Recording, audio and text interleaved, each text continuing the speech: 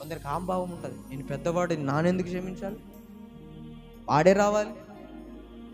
ఎందుకు ఎందుకు స్టీఫెన్ కంటే గొప్పవాడువా, పేతురు కంటే గొప్పవాడువా, ప్రభు యేసుక్రీస్తు కంటే గొప్పవాడువా? ప్రభు యేసుక్రీస్తు 3 లోకాలకు అధిపతి, సర్వ సింహాసనం పైన ఉన్నవాడు, భూమి ఆయన పాదపీఠము, ఆకాశమైన సింహాసనము. అంతటి గొప్ప మహనీయుడే నీ కోసం, నీ అపరాధములు క్షమించడం కోసము ఈ లోకానికి రిక్తుడుగా చేసుకొని తనను తాను కలువరి సిలువలో అప్పగించాడే. క్రీస్తు కంటే గొప్పవాడివా? ఆ అంభావం ఎందుకు, ఆ డంబం ఎందుకు? మాట్లాడు, ఒకసారి ప్రేమించు, తగ్గించు, క్షమించు, వెంటనే ఆ వ్యక్తిలో ఉన్న మార్పు చూడండి. నువ్వు ఎక్కడ నిమ్మడిన వెంటనే ఆయన చేతి ఆటోమేటిక్ వెళ్ళేస్తుంది.